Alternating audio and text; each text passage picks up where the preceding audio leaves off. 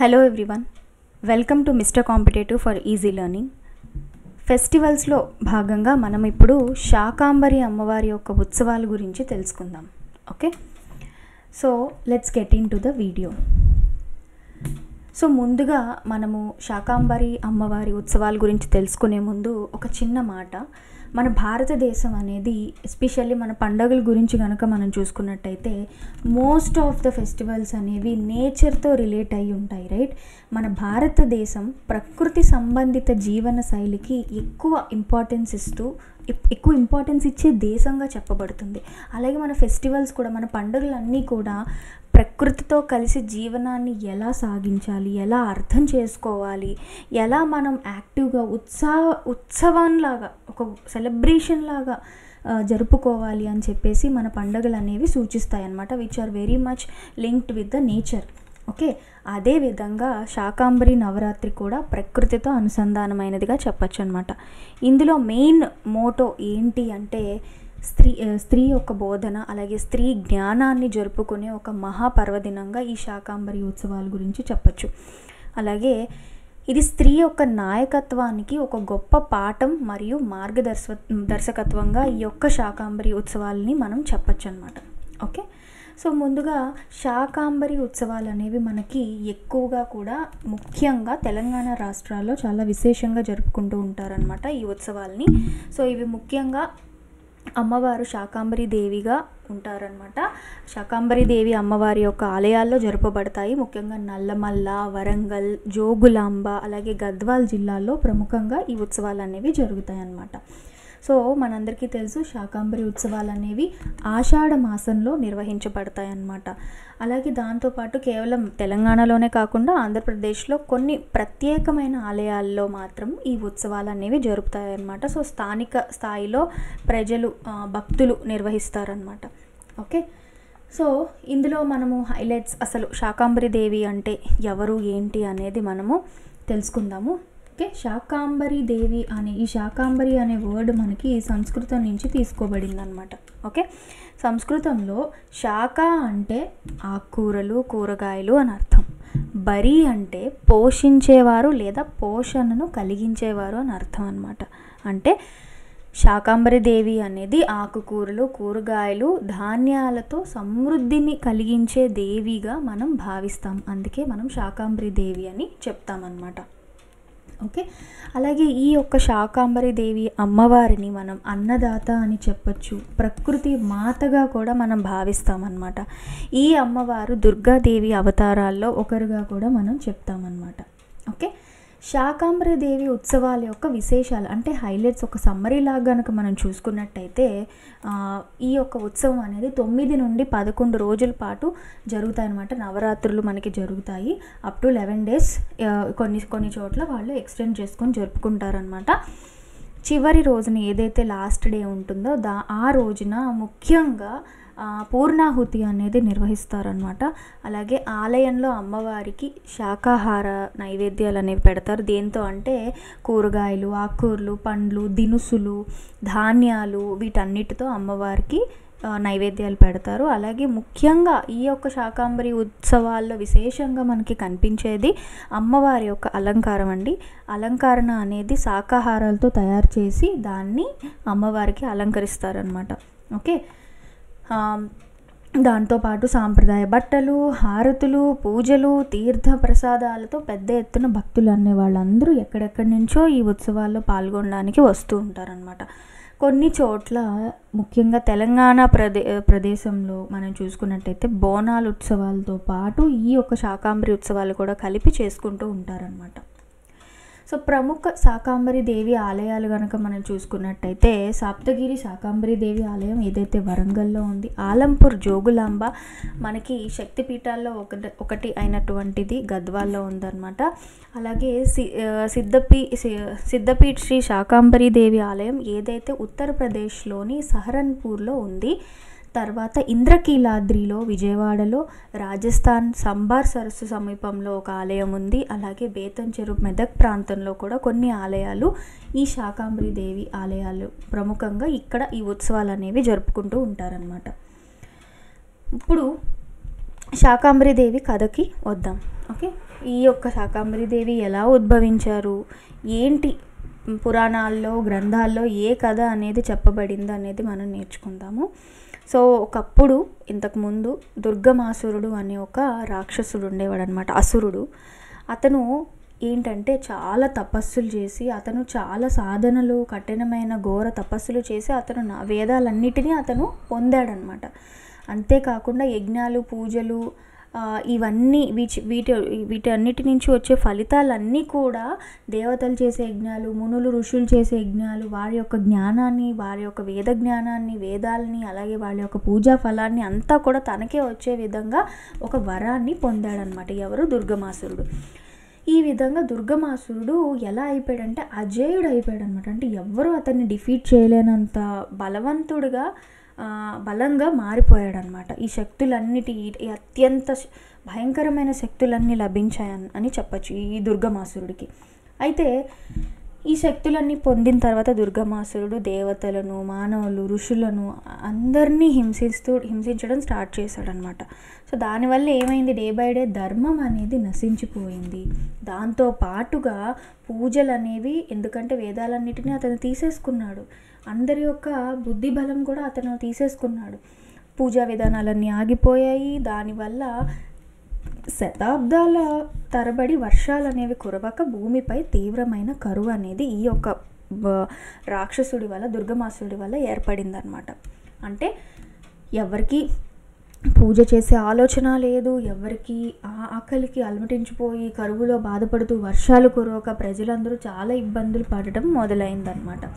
అయితే ఈ పరిస్థితిని దృష్టిలో పెట్టుకొని ఋషులు ఏమని ఆలోచించుకున్నారు అంటే, వాళ్ళే దేవిని, అమ్మవారిని మేము మర్చిపోయాం, మనం వేదాలు మర్చిపోయాం, మనం మన పూర్వ వైభవాన్ని తెచ్చుకోవాలి అంటే మనమంతా కూడా, వీళ్ళందరూ ఏం చేశారంట, హిమాలయాల్లోని గుహల్లో తలదాచుకొని వాళ్ళు ఇంకా కంటిన్యూస్గా నిరంతరం యాగాలు, తపస్సులు ఇవన్నీ చేసి అమ్మవారి యొక్క సహాయం కోరుతూ ప్రార్థన అనేది చేశారనమాట.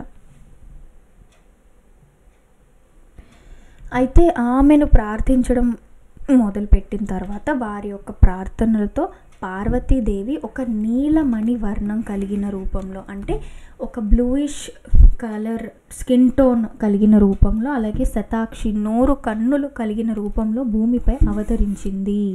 అంటే ఈ శాకాంబరీదేవి అనేది పార్వతి యొక్క అవతారంగా మనం చెప్పచ్చు. ఏ విధంగా అంటే, ఇక్కడ నేను ఫోటో పెట్టాను, ఈ రకంగా అనమాట. అంటే నీలమణి రూపంలో విత్ శతాక్షి 100 ఐస్తో ఆవిడ దర్శనం ఇచ్చిందనమాట.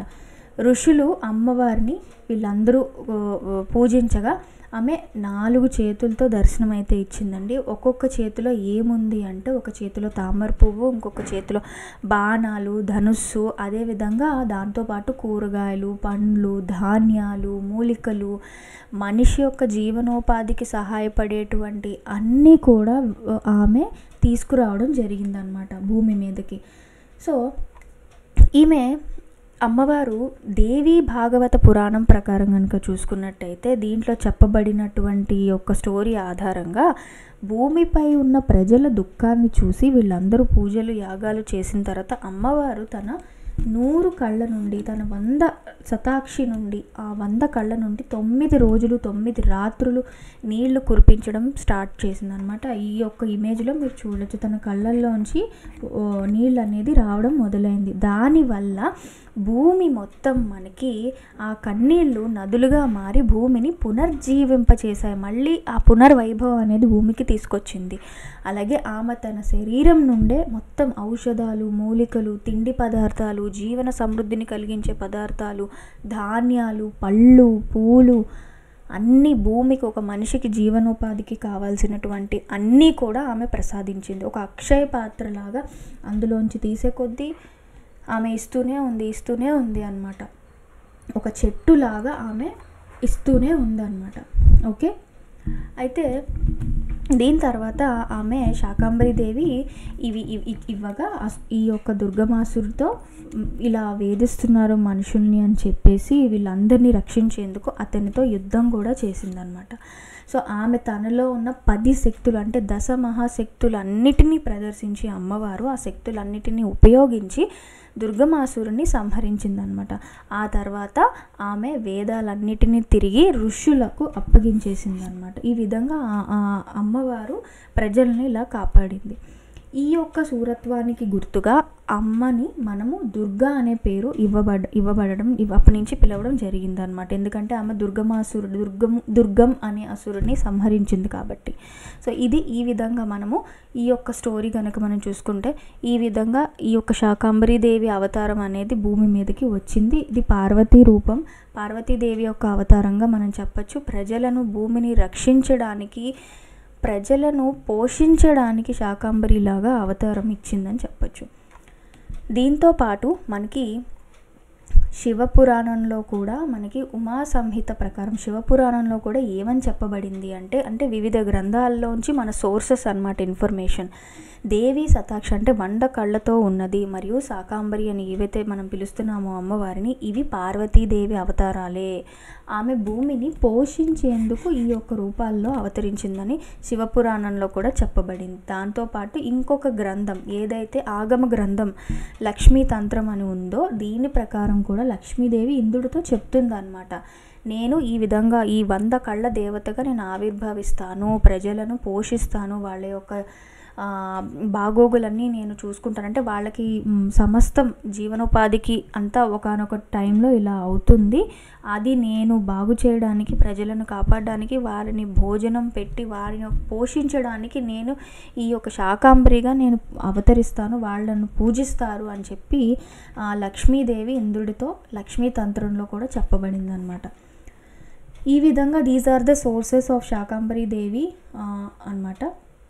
నెక్స్ట్ మనం చూసుకున్నట్టయితే ఇప్పటి వరకు స్టోరీ అనేది చూసాము, ఎలా ఉద్భవించింది, ఏ అసురుని సంహరించింది అమ్మవారు అని చెప్పి. ఇప్పుడు శాకాంబరీ దేవి ఉత్సవాల యొక్క ఘనత, పూజా విధానము, ఆచారాలు ఇవన్నీ చూసుకుంటే ఎప్పుడు జరుపుకుంటారు? శాకాంబరీ దేవి ఉత్సవాలు అనేవి ప్రతి సంవత్సరం ఆషాఢ మాసంలో జరుపుకుంటారు. ఇవి మనకి ముఖ్యంగా తెలంగాణలో చాలా ప్రాముఖ్యమైనటువంటి ప్లేసెస్ వరంగల్, జోగులాంబ ఆలయాలు, నల్లమల్ల అరణ్య ప్రాంతాల్లో ముఖ్యంగా గుర్తించదగినవన్నమాట. మొత్తం మనకి ఈ ఉత్సవాలు 9 నుండి 11 రోజుల వరకు వీళ్ళు జరుపుతారనమాట. అలాగే ముఖ్యమైనటువంటి పూజలు ఆచారాల్లో గనక వస్తే అమ్మవారికి అలంకరణ అనేది it's a special thing. Shakambari దేవిని మనం మొత్తం కూరగాయలు, ఆకుకూరలు, మన శాకాంబరి అంటే మీనింగ్ కూడా చెప్పాం కదా, కూరగాయలు, ఆకుకూరలు, పండ్లు, ధాన్యాలు, మూలికలతో వీటన్నిటితో అమ్మవారిని అలంకరిస్తారు. దీన్ని మనం శాకోపచారం అని కూడా ఈ ప్రాసెస్ని, అలంకరణని పిలుస్తామన్నమాట. అలాగే దీంతో పాటు పూజలు, హోమాలు నిత్యం ఉంటాయి. ప్రతిరోజు అమ్మవారికి అష్టోత్తరం, శతనామావళి ఉంటుంది, లఘు పూజ ఉంటుంది, సహస్రనామ పూజ కూడా నిర్వహిస్తారు. దశమి రోజు 10వ రోజు మహాహోమం ఉంటుంది. అలాగే లాస్ట్గా చివరిగా జరిగేది పూర్ణాహుతి అనేది అమ్మవారికి సమర్పిస్తారు. తర్వాత నైవేద్యాలు, మాంసాహారం అయితే ఎవరు పెట్టరు. అమ్మవారు తినే ఆకుకూరలు, కూరగాయలు, మొలకెత్తిన ధాన్యాలు, పండ్లు, బేసిక్గా శాకాహారం అంతా మనకి అమ్మవారికి నైవేద్యంగా పెడతారనమాట. అలాగే పల్లకి ఉత్సవం ఉంటుంది. ప్రతి చోట అమ్మవారి విగ్రహాన్ని గ్రామాల్లో ఊరేగింపుకి తీసుకెళ్తారంట. ఉత్సవ విగ్రహాలని తీర్థప్రసాదం అంటే ఉత్సవ సమయంలో సహజంగా వచ్చిన నీటిని తులసి కలిపి తీర్థంగా పంచుతారు. ఏమని అంటే ఎందుకంటే అమ్మవారి కళ్ళల్లోంచి మనకి నీరు అనేది వచ్చింది కాబట్టి ఆ విధంగా దీన్ని తీర్థంగా వాళ్ళు సేవిస్తారనమాట. దాంతోపాటు బోనాలు, బంగారు తాళం నృత్యాలు అంటే డాన్స్, అలాగే బోనాల్లో కూడా నాట్యాలు ఇవన్నీ ఉంటాయి కదా మనకి. ఇవన్నీ కూడా పండగలో ఇవన్నీ భాగాలే అన్నమాట. సో ఇప్పుడు ఫైనల్గా ఎండోమెంట్ ఎగ్జామ్కి సంబంధించినటువంటి హైలైట్స్ ఆఫ్ దిస్ ఫెస్టివల్ కనుక మనం చూస్తే, శాకాంబరీ దేవి మనం చెప్పాము పార్వతీ అమ్మవారి రూపం. అసురుడు ఎవరు? దుర్గమాసురుడు.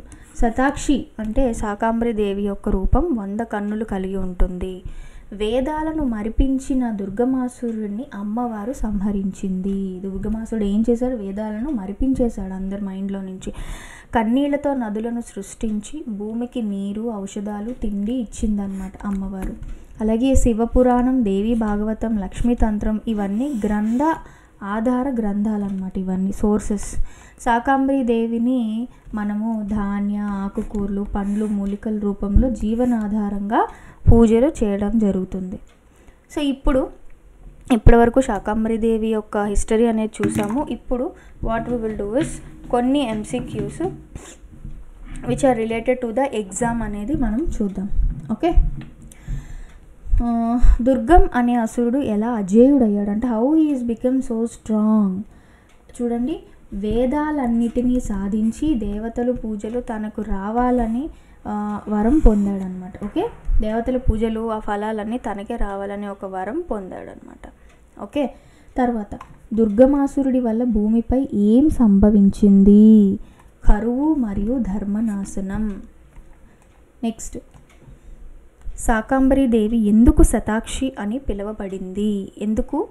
ఆమెకు 100 కన్నులు ఉన్నాయి కనుక. శాకాంబరి దేవి కన్నీళ్లు ఎంతకాలం పాటు కారినట్లు పురాణాల్లో చెప్పబడింది? 9 రోజులు మరియు రాత్రులు. అలాగే శాకాంబరి దేవి ఎవరి అవతారం? మనం చెప్పాము పార్వతీదేవి అవతారం అని. శాకాంబరి దేవి తను ప్రదర్శించిన 10 శక్తులతో ఏ అసురుణ్ణి సంహరించింది? దుర్గమాసురుడు. శాకాంబరి దేవి సంహారానికి కారణమైన అసురుడు ఎవరు? అగైన్ దుర్గమాసురుడు. శాకాంబరి దేవి వేదాలను తిరిగి ఎవరికి ఇచ్చింది?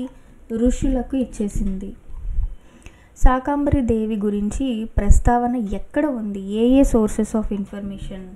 దేవీ భాగవతం, భాగవత పురాణం, శివపురాణం, లక్ష్మీతంత్రం అనే గ్రంథంలో మనకి ఉంది. నెక్స్ట్, శాకాంబరి అనే పదానికి అర్థం ఏమిటి? ఆకుకూరలు మరియు కూరగాయల ద్వారా పోషించేవారు. ఇది సంస్కృతం నుంచి తీసుకొనిబడింది. తర్వాత శాకాంబరి ఉత్సవాలు ఏ మాసంలో నిర్వహించబడతాయి? ఆషాఢ మాసం. ఓకే, శాకాంబరి దేవి పూజల్లో ప్రధానంగా ఏమి నైవేద్యంగా సమర్పిస్తారు?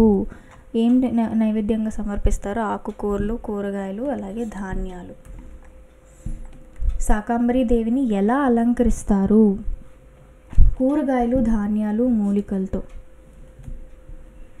ఉత్సవంలో చివరి రోజున ఏ పూజ ప్రధానంగా నిర్వహించబడుతుంది? మనం చెప్పాము లాస్ట్ డేన పూర్ణాహుతితో మనం హోమం అనేది ఫినిష్ చేస్తామన్నమాట. అలాగే శాకాంబరి ఉత్సవంలో ముఖ్య ఉద్దేశం ఏమిటి? స్త్రీ శక్తి మరియు ప్రకృతితో అనుసంధానాన్ని గుర్తించడం. శాకాంబరి దేవి ఆలయాలు ఎక్కువగా ఏ రాష్ట్రంలో ఉన్నాయి? తెలంగాణ. వరంగల్ జిల్లా శాకాంబరి ఆలయం ఏ పర్వత సమీపంలో ఉంది? అంటే నల్లమల్ల అరణ్యం. నల్లమల్ల అటవీ ప్రాంతంలో ప్రసిద్ధ శాకాంబరి ఆలయం ఏ జిల్లాలో ఉంది? ఏ జిల్లాలో ఉంది? వరంగల్. శాకాంబరి అమ్మవారిని జోగులాంబగా పూజించే ప్రదేశం ఏది? అలంపూర్. జోగులాంబ. జోగులాంబ ఆలయం ఏ నదుల సంగమానికి దగ్గరలో ఉంది? కృష్ణ మరియు తుంగభద్ర. బేతంచెర్ల వద్ద ఉన్న శాకాంబరి ఆలయం ఏ జిల్లాలోది? మనకి మెదక్ అన్నమాట. శాకాంబరి దేవి ఆలయాన్ని ముఖ్యంగా ఏ రూపంలో పూజిస్తారు? ఆకుకూరలు, ధాన్యాలతో అలంకరించిన రూపంలో పూజిస్తారన్నమాట. సో విత్ దిస్ మనము ఈ యొక్క శాకాంబరి దేవి ఉత్సవాలు అనే ఒక టాపిక్ని కవర్ చేసేసుకున్నామండి. Okay, yes. సో మనం కొన్ని రఫ్ MCQs కూడా చేసాము, రివిజన్ కూడా అయిపోయింది. సో ఈ విధంగా మనకి శాకాంబరి ఉత్సవాలు అనేవి జరుగుతాయి. నవరాత్రులు మనము ఎంతో విశేషంగా జరుపుకుంటాము. అమ్మవారిని కూరగాయలతో అలంకరించి దీని యొక్క పురాణ గాథలు చూసాము. అలాగే దీని యొక్క విశిష్టత, ప్రాసెస్ ఏం చేస్తారు, పూజా టైంలో అన్నీ చూసాము. Okay, with this I'm concluding this video. Thank you so much. 30+ selections రావడం జరిగింది. హోల్ ఆంధ్రప్రదేశ్లోనే ది బెస్ట్ కోర్స్ అని నేను 100% క్లెయిమ్ చేయగలుగుతానండి. మీరు ఎక్కడైనా చూసుకోండి, ఎండోమెంట్కి సంబంధించి ఇలాంటి కోర్స్ మీకు దొరకదు. సో ఇందులో ఏమేమి ఉంటాయి? ఈ కోర్స్లో state wide prelims grand test పెట్టామండి. టాపిక్ వైజ్ టెస్ట్ ఉంటాయి అండ్ స్ట్రాటజీ వీడియోస్ ఉంటాయి. ప్రసిద్ధ పుణ్యక్షేత్రాలు ఏవైతే జిల్లా వారీగా ఇంపార్టెంట్ పుణ్యక్షేత్రాలు ఉన్నాయో అన్నిటికీ సంబంధించి కంటెంట్ పెట్టడం జరిగింది. హై క్వాలిటీ పవర్ పాయింట్ ప్రెజెంటేషన్స్తో ఈ విధంగా మీకు కంటెంట్ మీ ముందు ఉంచడం జరిగిందండి. ఏవైతే మైండ్ మ్యాప్స్ ఉన్నాయో, ఇంపార్టెంట్ కీవర్డ్స్, ఎగ్జామ్లో వచ్చే అవకాశం ఉండే కీవర్డ్స్, ఇవన్నీ కూడా హైలైట్ చేయడం జరిగింది. And at the same time మీ కళ్ళ ముందే రామాయణ భారత భాగవతాలు మీ ముందే జరుగుతున్నట్టు అనిపిస్తుందండి. This is the best content. ఇంకా మీరు ఎక్కడికి వెళ్ళాల్సిన అవసరం లేదు. మెటీరియల్ కూడా ఏదైతే క్లాస్ విన్నారో అదే మెటీరియల్ మీకు ప్రొవైడ్ చేస్తామో దాని మీదే మీరు క్వశ్చన్స్ చేస్తారు. So one stop single course అండి. మీరు ఎక్కడికి వెళ్ళాల్సిన అవసరం లేదు. డైరెక్ట్ క్వశ్చన్స్ మన దాని నుంచి వచ్చేయండి. డైరెక్ట్ క్వశ్చన్స్ మన దాని నుంచి రిఫ్లెక్ట్ అవుతాయి. నేను ఆల్రెడీ వీడియోస్ చేసి మీకు పెట్టాను. మీరు కావాలనుకుంటే పాత వీడియోస్లోకి వెళ్ళి చూడొచ్చు. ఎక్స్ప్లెయిన్ చేశాను నేను ఏ క్వశ్చన్ ఎక్కడి నుంచి వచ్చింది.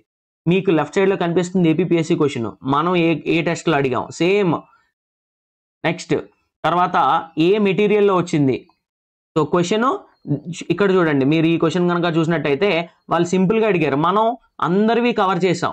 ఎవరైతే కురుక్షేత్ర యుద్ధంలో ఎన్ని రోజులు యుద్ధం చేశారనేది మనం అందరివి కవర్ చేసి ఒక ఎంసీక్యూ ఇచ్చాం. వాళ్ళు సింపుల్గా ఒకళ్ళ క్వశ్చన్ అడిగారు. సో క్వశ్చన్స్ ఈజీగానే ఉంటాయి. మీరు వన్ స్టాప్ సొల్యూషన్గా ఈ కోర్సుని పెట్టుకుంటే 100% మీకు రిజల్ట్స్ అనేవి వస్తాయండి. సో ఇంకేంటంటే ఇక్కడ ఫ్యామిలీ ట్రీ రూపంలో ఇక్కడ ఏదైతే మీకు కనిపిస్తుందో ఏవైతే మొత్తం క్యారెక్టర్స్ ఉన్నాయో వాటినే అడుగుతారండి. క్యారెక్టర్స్, ప్లేసెస్, ఈవెంట్స్ ఇలాంటివి అడుగుతారు. ఇవన్నీ డీటెయిల్డ్గా ఇలా మైండ్ మ్యాప్ వేసి ఎక్స్ప్లెయిన్ చేయడం జరిగింది. సో ఇక్కడ మీరు చూసుకున్నట్టయితే భాగవతంలో అవతారాలండి. డైరెక్ట్గా మీ కళ్ళ ముందే అవుతున్నట్టు ఉంటుంది. ఈజీగా ఒక్కసారి చదివితే గుర్తుండిపోయేలా ఉంటుంది. సో చట్టాన్ని ఇక్కడ దేవాలయాలు ఇలా మీకు ఇవ్వడం జరిగింది. నెక్స్ట్ వచ్చేసి చట్టం అండి, ఎండోమెంట్ చట్టము. ఎండోమెంట్ చట్టాన్ని కూడా డీటెయిల్డ్గా ఎక్స్ప్లెయిన్ చేసాము. ఇది కొంచెం కాంప్లికేటెడ్గా ఉంది. ఇలా టేబుల్స్ వేసి ఈజీగా అర్థమయ్యే రీతిలో మీకు మొత్తం కంటెంట్ని ఇవ్వడం జరిగింది.